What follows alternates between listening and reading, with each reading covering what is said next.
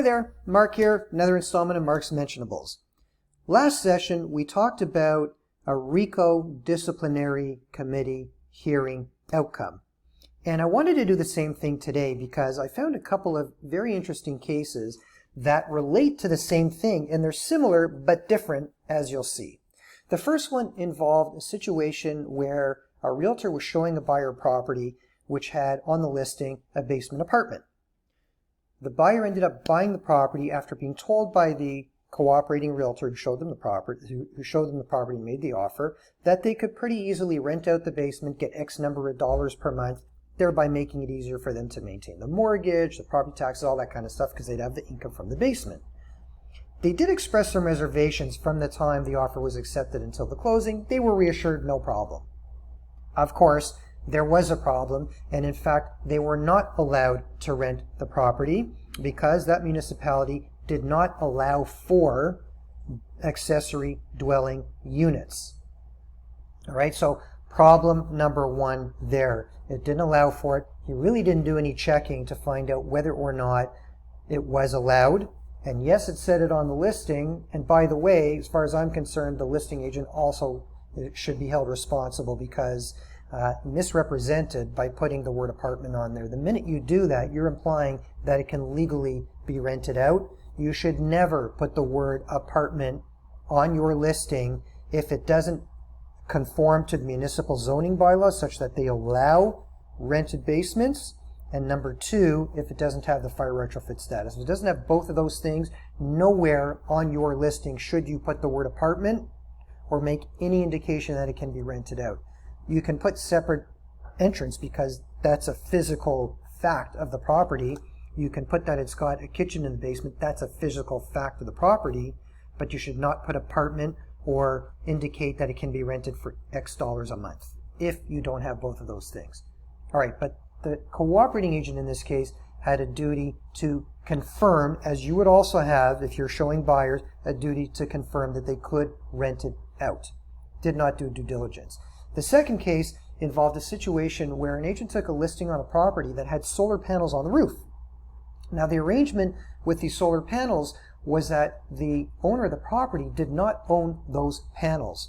The company that provided the panels owned them for 20 years.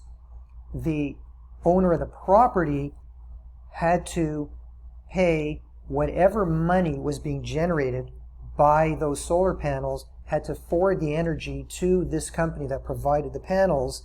And after 20 years of doing this, at that point, the owner of the house would own the panels as well. But at this point, when this listing was taken, that wasn't the case, and it was still the provider of the panels that owned those. Now, there was a contract involved with the solar panel company and the owner of the property such that if the owner sold the house, they would have to either pay out the contract or transfer this contract over to the buyers. The problem is that, and I'm going to show you here, on the agreement of purchase and sale, if you go down to this section here, the rental section, nothing was listed in this section here regarding the solar panels. So if the cooperating agent didn't write anything in here, then the listing agent had an obligation to put all the details of that here, and it would say also the following equipment is rented and not included in the purchase price. The buyer agrees to assume the rental contract if assumable. So provided that in this particular case that was allowed according to the contract, it had to be written in here that the buyer was going to assume them and the details of that. If it's not in here, the buyer's under no obligation to assume anything, and the seller has to convey those solar panels to the buyer free and clear with no encumbrances, which is to say that the seller would have to pay out that contract. And that's what happened here, and that's why they made this claim with RICO. And they were also able to collect some money from the errors and omissions that the agent had. However, it should never have come to that. With proper due diligence, if the listing agent had simply asked some questions, he would have found out all the details regarding that, would have made sure, or should have made sure, to put it in section 6 or the rental section on the APS, and all of this could have been avoided.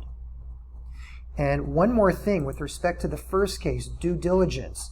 When the buyer agent made the offer, should have written in this blank here, instead of single family residential, should have written in multifamily residential.